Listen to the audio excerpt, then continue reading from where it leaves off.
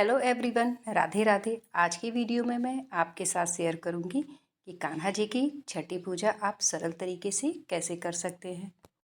अगर आप प्रेम से 2 मिनट और भाव से अगर आप भगवान की पूजा करते हैं तो भगवान प्रसन्न हो जाते हैं। हमने कान्हा जी का जन्मोत्सव 16 अगस्त को मनाया था, तो कान्हा जी की छठी हम 21 अगस्त को मनाएंगे और दिन है गुरुवार का। तो हमें उस दिन कान्हा जी की मालिश आप ज़रूर करें और हमें गाय के घी से कान्हा जी की मालिश करनी होती है। अगर आपको गाय का घी मिल जाता है तो बहुत ही अच्छा है, नहीं तो आप कोई भी घी लेकर के कान्हा जी की छठी के दिन उनकी मालिश ज़रूर करें और बहुत ही हल्के हल्के हाथों से कान्हा जी की मालिश करें। और देखिए, इस प्रकार से हमें कान्हा जी की मालिश करनी है छठी के दिन।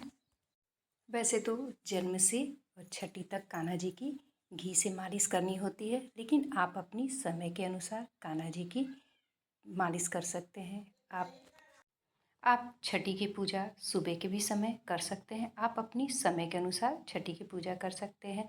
और वैसे आपको अपनी परंपरा के अनुसार, आपके घर के रीति रिवाज के अनुसार छठी का पूजन करना चाहिए। अगर आपके यहाँ शाम के समय छठी की पूजा होती है तो आप शाम के समय छठी की पूजा करें, या आपके यहाँ सुबह के समय होती है तो आप सुबह के समय छठी पूजा कर सकते हैं।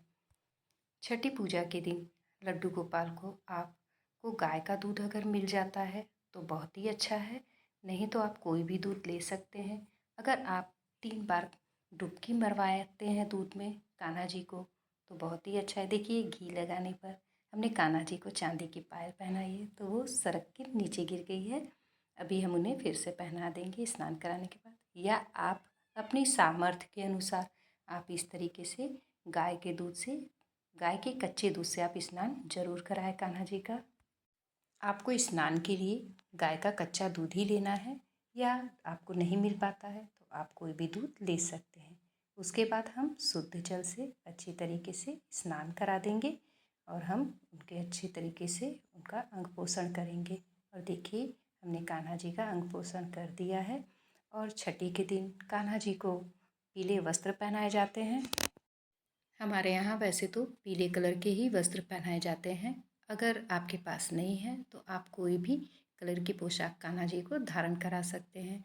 और छठी के दिन कान्हा जी को नए वस्त्र धारण कराए जाते हैं। तो देखिए, हमने कान्हा जी को इत्र सेवा दे दी है और हम उन्हें अब ये वस्त्र पहनाएंगे। वस्त्र पहनाने के बाद कान्हा जी को हम उनका सुंदर सा श्रृंगार करेंगे। छठी के दिन कान्हा जी को नजरिया पहनाया जाता है और उस दिन कान्हा जी को नजरिया आप ज़रूर पहनाएं। और अगर आपको नजरिया नहीं मिलता है तो आप काली मोती और सफ़ेद मोती से आप बना करके उनके हाथों में आप ज़रूर पहनाएं। देखिए, ये काली मोती की माला है, लेकिन हमने इस तरीके से उनके हाथों में डाल दी है और हाथों में हमने पहनाने के बाद हमने उनका सुंदर सा श्रृंगार किया। श्रृंगार करने के बाद हम उन्हें चंदन का तिलक लगाएंगे और उनके मस्तक पर अक्षत लगाएंगे और उसके बाद हम दीपक जलाएंगे। दीपक जो है वो पूजा का साक्षी माना जाता है, तो हम सबसे पहले हम दीपक जलाएंगे और दीपक का भी हमें पूजन करना है। हमने कान्हा जी को विराजमान कर दिया है, अब हम दीपक जला रहे हैं। दीपक जलाने के बाद हम कान्हा जी को, हमें छठी के दिन बाँस की बाँसुरी कान्हा जी को ज़रूर अर्पित करें और मोर पंख भी कान्हा जी को अर्पित करें। अब हम फूल अर्पित करेंगे।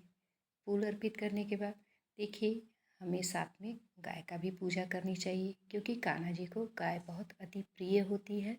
तो हम गाय को भी विराजमान करेंगे और उनके भी मस्तक पर हम चंदन से तिलक लगाएंगे और फूल अर्पित करेंगे। गाय का भी पूजन आप जरूर करें, वहाँ जरूर विराजमान करें। वैसे तो छठी के दिन कढ़ी और चावल का कान्हा जी को भोग लगाया जाता है। कान्हा जी को कढ़ी और चावल अति प्रिय है। अगर आप जॉब करते हैं या किसी कारणवश नहीं बना पाते हैं तो कान्हा जी को गुड़ और घी का भी भोग लगा सकते हैं। आप फल और मीठे का भी भोग लगा सकते हैं। और हमने देखिए गुड़ और घी का भोग लगा दिया है और मीठे का, और साथ में हमने जल भी रख दिया है और हमने कान्हा जी को तुलसी भी समर्पित कर दी है। छठी के दिन कान्हा जी का न्यौछावर जरूर करें। देखिए, हमने न्यौछावर कर दिया है कान्हा जी का। और हमारे यहाँ देखिए, ये कजरौटा कहा जाता है, ये लोहे का होता है, तो इसमें काजल बनाया जाता है हमारे यहाँ बच्चों के लिए, और ये बच्चे के पास रखा जाता है।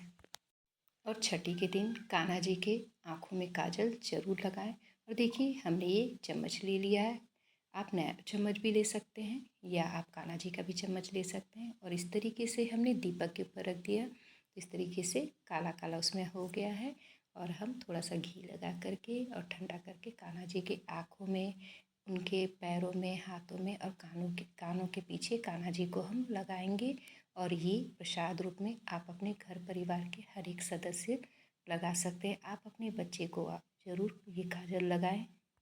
अब हम कान्हा जी की आरती करेंगे। आरती करने के बाद हम थोड़ा सा जल लेकर के चौकी पे वार देंगे और प्रभु से क्षमा प्रार्थना करेंगे। हे प्रभु, आप मेरी पूजा को प्रेम पूर्वक स्वीकार करिएगा।